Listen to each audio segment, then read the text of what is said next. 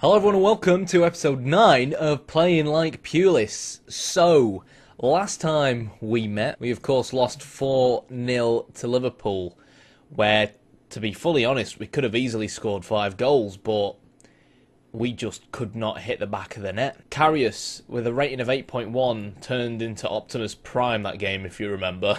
And yeah, we lost 4-0. We then went away, played against Leicester, and to be fair, in terms of our performance, it wasn't great either. If we take a quick look at the match stats, obviously Leicester had more of the balls, you'd expect, more chances on target.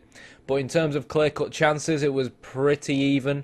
And it looked like we could have potentially found a way back into the game in the 76th minute when Lewis Dunk headed home, but unfortunately for us, it just wasn't enough to overcome the ex-Premier League champions in the form of Leicester.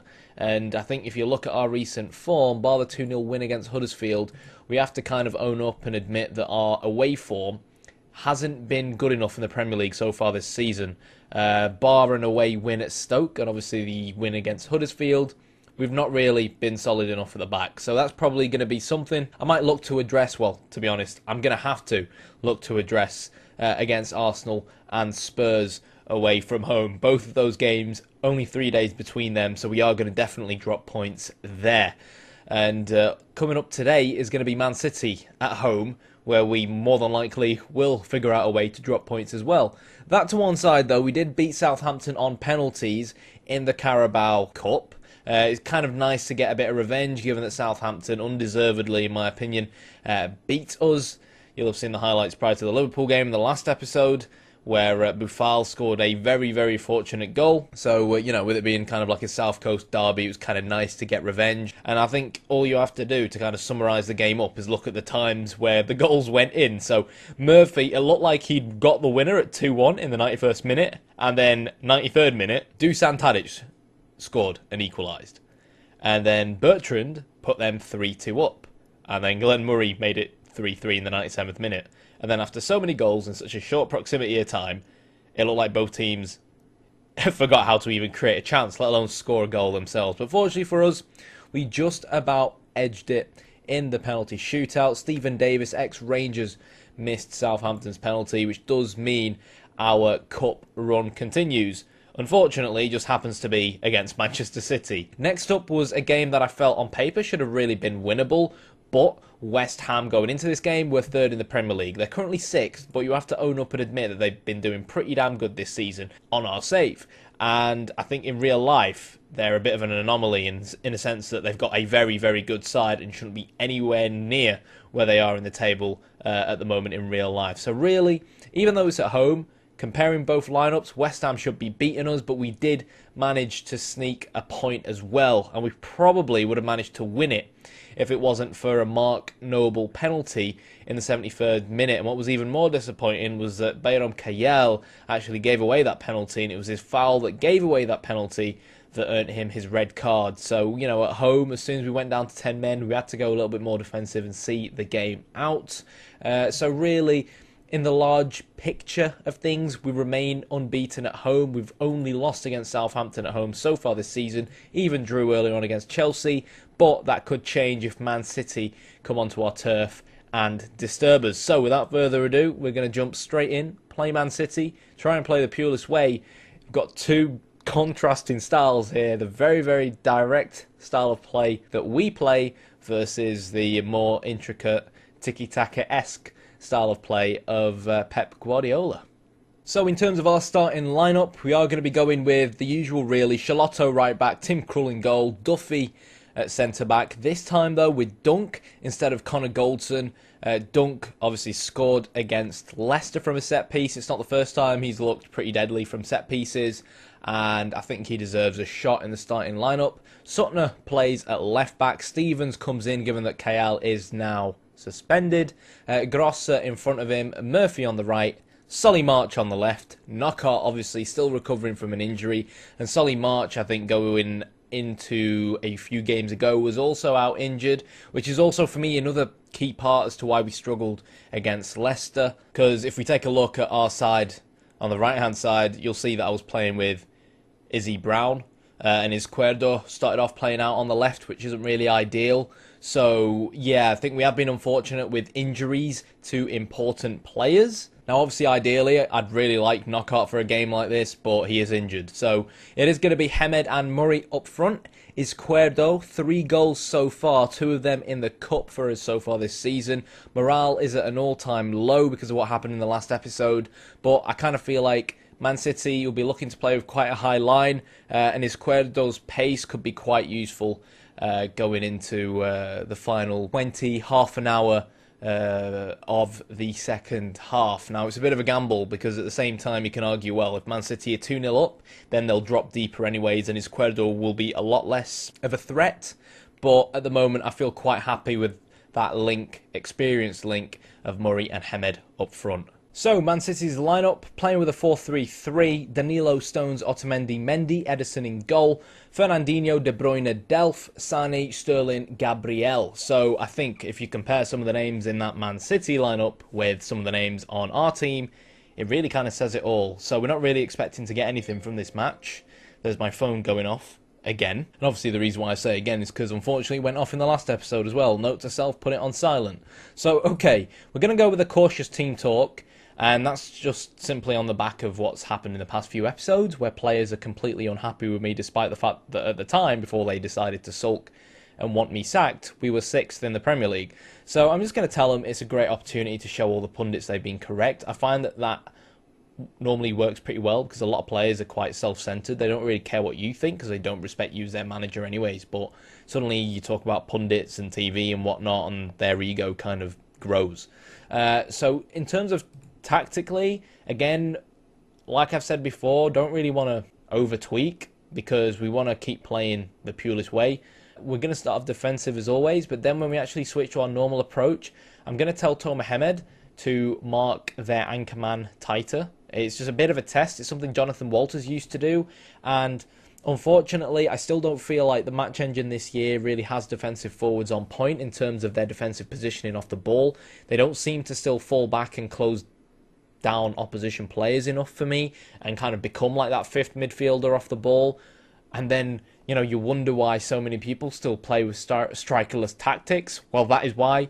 So, yeah, that's really what we're going to be trying to do, because Man City have a very, very, very solid core in midfield, and if we're going to counter-attack them, we need tacklers in midfield. We need your N'Golo Kantes, your Matiches, your ball winners, and Stevens isn't that. Neither is Grosser with like 10 tackling. So it could help to try and draw Hemed into the midfield a little bit more. But in terms of drastic tactical changes, that's all I'm doing. So here we go. It looked like me and kind of Guardiola were kind of shaking hands from a distance there. I'm not really quite sure what that was about. But it is going to be Manchester City who do the honours and kick us off for the game. So, 5 minutes in, we will make our tiny changes, and we'll tell him to obviously specifically mark the defensive midfielder. I don't know why I sounded Jamaican then. Mark the defensive midfielder. It'll also be very useful because Man City are kind of like one of them teams who are going to look to try and play out the back quite a lot. So, yeah, good save. So given that they're going to be looking to try and, why have we got a thing here, try and play out the back quite a lot, it'll be really important to see if we can kind of nullify the connection between the back four and the midfield that they've got going on through the defensive midfielder. And Glenn Murray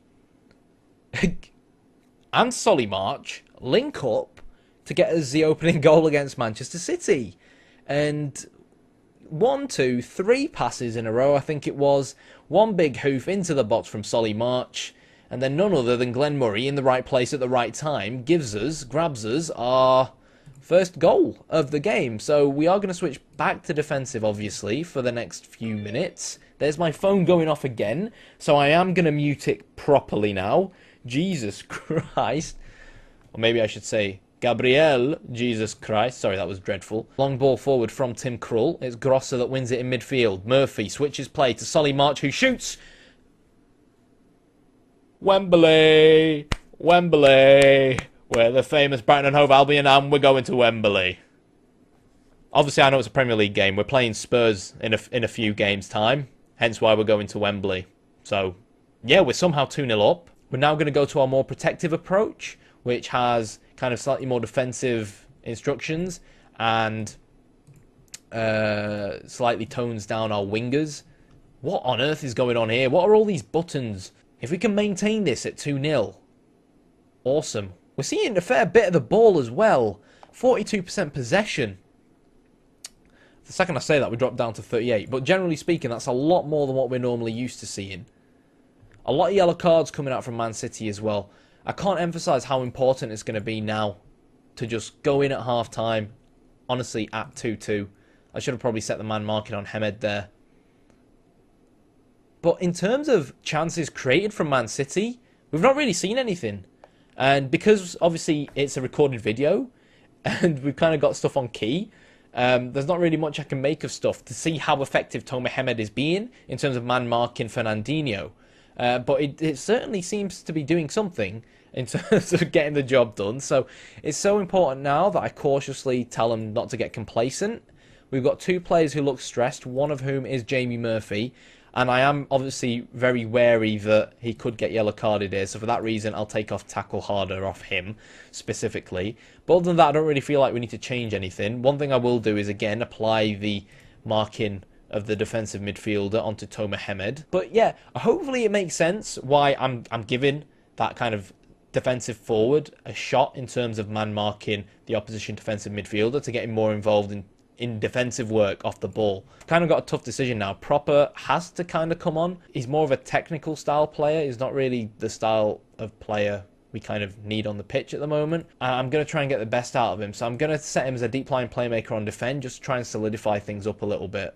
And I think Izquierdo, come the 70th minute, can hop on as well. Now it's going to be Izquierdo with kind of more energy and so on, coming on to do more of the legwork. Now you might think Izquierdo, pacey, you know, looking to bring him on. Man City will be pushing men forward, playing with a high line. It kind of makes sense that you want to kind of like utilise that pace up front, but more as an advanced forward or a poacher.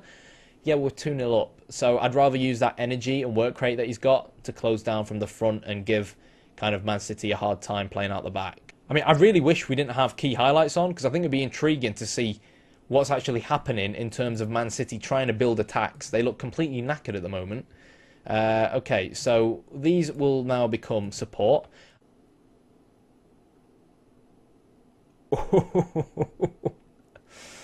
Okay, he wasn't. Have Man City changed their formation and I haven't realised?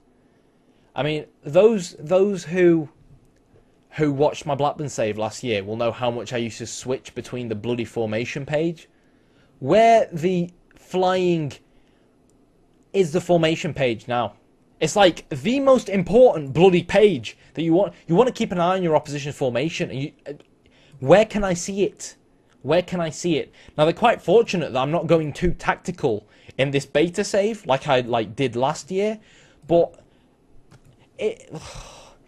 attacking forward, let's you see, ooh, these noises that I am making right now, SI, like someone somewhere should be seeing this frustration. For God's sake, now we're moving the wrong thing from Izquierdo, but you know what, we'll be all right.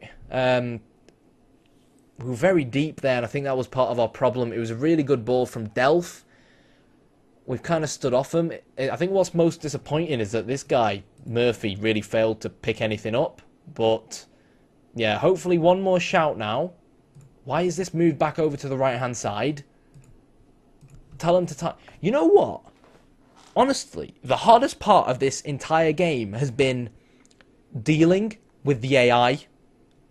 Not the AI, I keep saying the AI, the user interface, rather than actually, like, winning the bloody game. I can't believe it.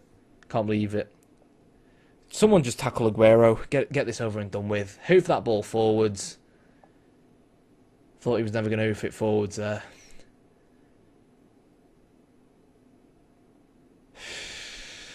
And somehow we beat Manchester City. I'm in too bad of a mood from the user interface to actually celebrate this win. That's how bad the user interface is. Out of all the years I've been playing Football Manager, you know, they sometimes make tweaks that don't make sense, but you can get over them. This year, yeah,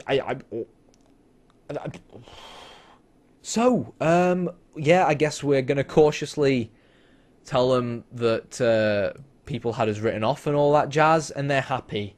Morale's improving, and I think that's all I can hope for right now. Like, there's that complacency option, but I don't really feel like I'm in a position to moan about complacency right now. So, it seems like this best dad in the world mug that I'm currently drinking my coffee out of worked for us. Just to clarify, I turned 23 last week, so I'm by no means a dad. Thank God. But I was once a father in Football Manager. I think maybe in Football Manager 13 or 12, where I was streaming. Yes, I used to stream Football Manager that far back when no one used to play or watch Football Manager on Twitch. And yeah, I got a son in my youth intake. It probably took about 300 reloads on like youth intake day, but I did get a son in the end. He was crap. And he played centre-back as well, which is kind of fun. But anyways, there we go. So we survived to claim a priceless victory. And really, I guess, again, it just goes to show that our home record so far this season has been really good. We shouldn't have lost against Southampton. And other than that, we've managed to topple Man City at home. We've managed to get some real good wins in relegation 6-pointers at home, outscoring the opposition by like 3 goals, and we also drew against Chelsea at home as well. It's mainly, this is what I mean by the crap UI. It's mainly, to be fair, that wasn't really the UI's fault. That's always been like that. Even though I didn't really feel like oh look, it is the UI's fault. Like in the past, you couldn't just click. Oh wait, what? Yeah, you see that? In the past, you couldn't just click. Like you'd click that to select it. Now, if you click there, like you'd normally click on the score, but now if you click there, it still takes you to it, which is really bad in my opinion.